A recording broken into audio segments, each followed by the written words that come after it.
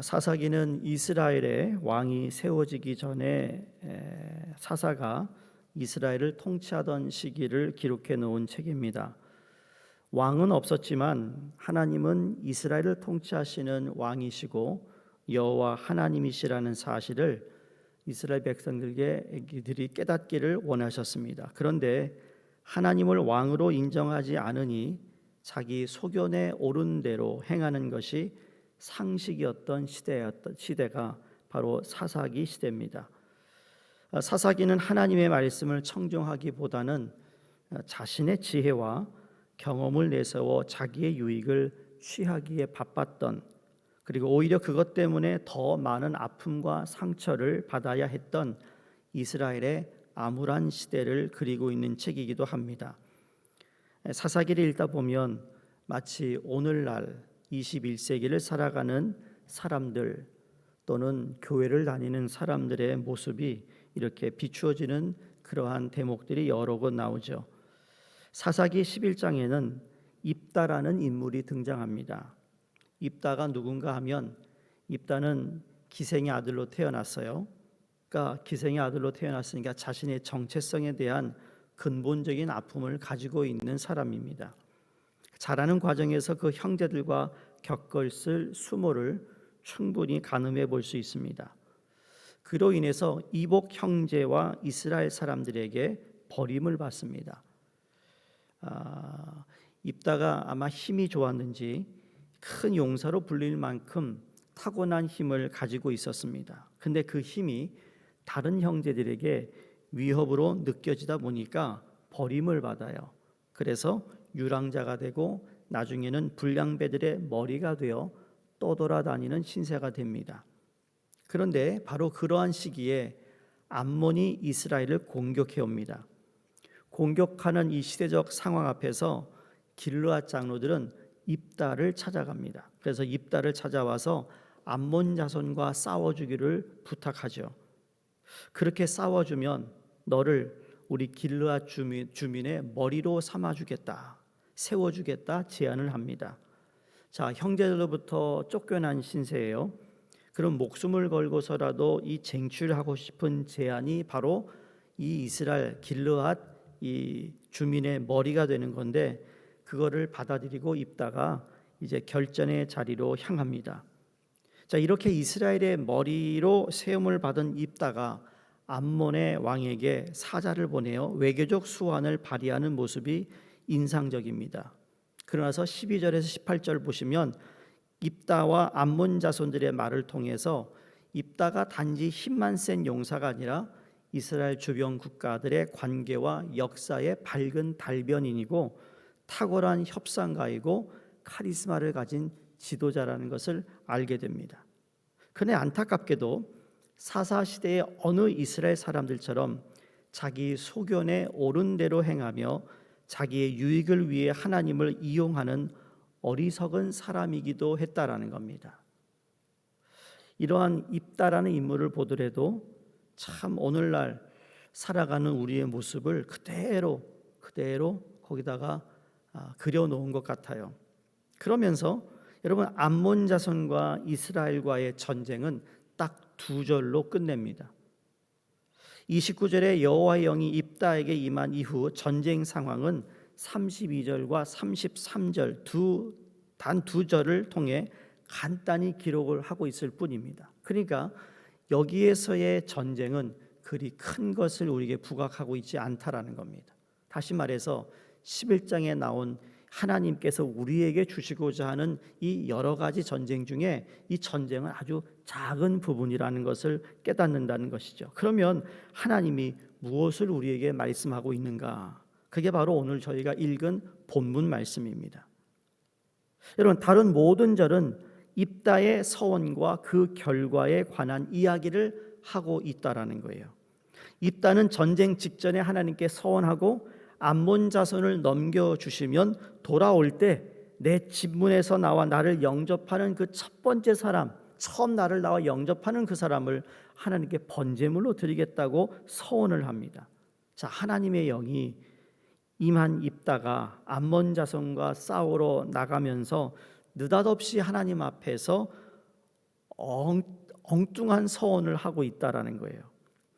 여호와의 영이 임했지만 암몬 자손과의 전쟁에 대한 불안감의 발로인지 그는 암몬 자손을 이기면 돌아와서 자신을 영접하는 자를 번제물로 드리겠다는 터무니없는 조건을 하나님 앞에 내어 드렸다라는 겁니다.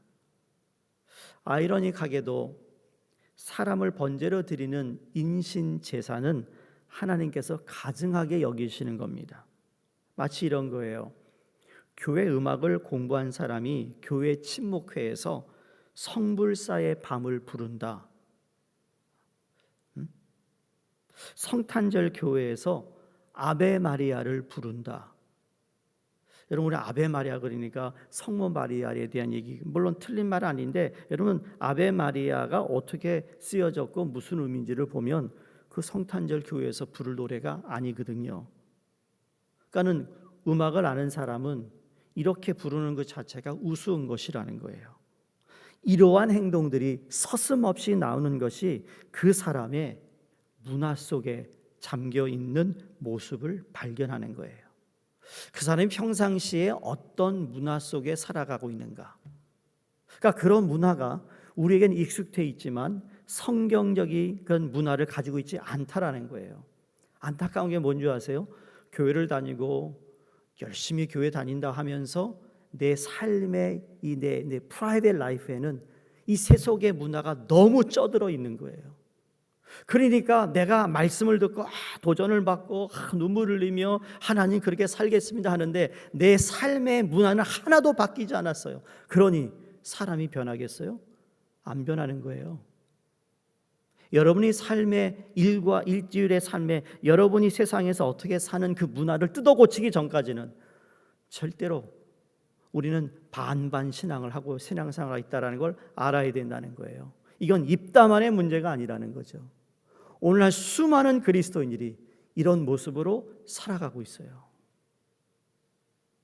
사사시대 이스라엘 사람들은 참으로 하나님의 뜻대로 살 수 있는 시대였습니다. 왜? 하나님이 직접 나타나셔서 통치하시고 알려주시고 어떻게 하기를 하시고 보호하시는 그 하나님, 가장 좋은 환경에서 살고 있고 신앙생활을 할 수 있음에도 불구하고 그렇지 못했어요. 좋은 환경이 주어져도 마치 학생들이 좋은 환경에서 생활한다고 모두가 공부를 잘하는 것이 아니듯 오히려 이스라엘 사람들은 이방인들의 문화에 젖어서 타락해 나갔어요. 타락한 이들은 결국 그들의 문화적 식민지만 된 것이 아니라 실제로 그들의 나라에 잡혀 먹히고 말았다라는 겁니다. 하나님께서 이스라엘 백성들에게 가나안 땅에 들어가면서 계속 경고했던 말씀이 무엇이죠? 새롭게 시작하는 그 땅에 가나안 땅에 살고 있는 사람들이 모시고 섬기고 그들의 문화를 담지 말라고 하셨기 때문에 이방인과 결혼하지 말라고 하신 것이고, 그리고 그들이 섬기는 신을 가지고 들어올까 봐서 그들과의 관계를 차단시키셨는데 그걸 다 무시하기 시작합니다. 하나님의 영이 이미 그와 함께 있었으나 그는 터무니없는 서원을 하였고 결국 승리 후 돌아왔을 때 자신을 맞이한 무남 동료를 번제로 드리게 됩니다. 번제는 제물을 칼로 죽여서 불에 태워 하나님께 드리는 제사를 말합니다. 아브라함이 이삭을 바치려 할 때 그걸 멈추게 하셨습니다. 왜? 우리 하나님은 사람을 죽여서 하나님께 제사를 받는 그런 분이 아니시거든요. 근데 안타까운 것은 입다와 그의 딸을 포함하여 그 무리 중에 어느 한 사람도 하나님이 이러한 성품을 제대로 아는 사람도 제대로 알려주는 사람도 없었다라는 겁니다. 무엇을 이야기할까요? 그만큼 자기 소견에 옳은 대로 행하였던 사사시대의 모습을 단적으로 잘 보여주고 있습니다. 성도님들, 우리가 같이 공동체에서 신앙생활할 때 이게 정말 우리가 지혜로워야 되고 사랑으로 해야 되고 은혜로 해야 되는 말들이 있습니다. 정말 저 사람이 저렇게 살면 안 되는데, 정말 하나님 앞에 다시 돌아와야 되는데, 여러분 그러한 사람을 우리가 본다면 여러분 우리가 부끄러움 없이 양심의 가책 없이 사랑하는 마음으로 그들에게 권면하고 그들을 격려하여 그렇게 살지 말라고 이야기할 수 있는 사람이 분명히 있어야 합니다. 어디에요? 이 교회에. 그것이 없는 것이 울어야 할 일이에요. 오늘날 교회에. 그런 사람이 없다라는 것이 하나님께 애통하며 눈물 흘려야 할 일이라는 거예요. 왜? 성경은 우리에게 정확히 말씀하고 있어요. 소견대로 살아가는 사람들이 많으면 많을수록 그 소견대로 살기 때문에, 왜? 나도 내 소견대로 살아왔으니까 그 말을 할 만한 자격도 없는 거죠. 부끄러운 거라는 거예요. 근데 우리는 하나님 앞에서 살아야 됩니다. 코람돼요. 하나님 앞에서 부끄럽지 않고 사람 앞에서도 부끄럽지 않은 삶을 사시기를 주의 이름으로 축원합니다. 자, 입다는 왜 이런 서원을 하였을까? 그냥 답은 간단합니다. 입다가 살고 있는 시대의 풍습을 알면 이해할 수 있어요. 당시 이방 사람들, 가나안 사람들은 참으로 악한 풍습이 있었습니다. 여러분, 우리나라에도 그런 풍습이 있었잖아요. 이야기가 우리에게 전해지는 심청이가 죄물이 되어 인당수에 빠져 죽는 이야기 말입니다. 대신 죽어주면 아빠를 고쳐준다든지 뭐 이렇게.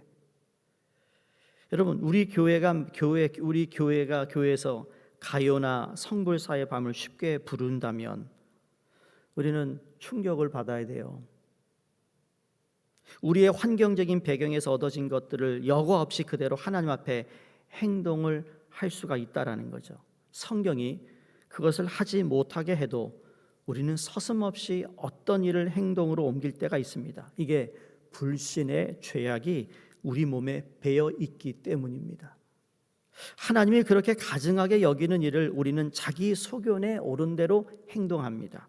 우리는 이러한 사람이 얼마나 하나님 앞에서 어리석은가를 알아야 하는데, 입다는 서원을 잘못 적용합니다. 법과 약속의 적용 우선순위에서 무지했습니다. 서원을 빌미로 다른 사람을 막 죽여도 되는 게 정당화되지 않습니다. 이 말은 사사시대에 심지어 정치, 군사 지도자인 사사들마저도 율법에 대해 굉장히 무지했다라는 거죠.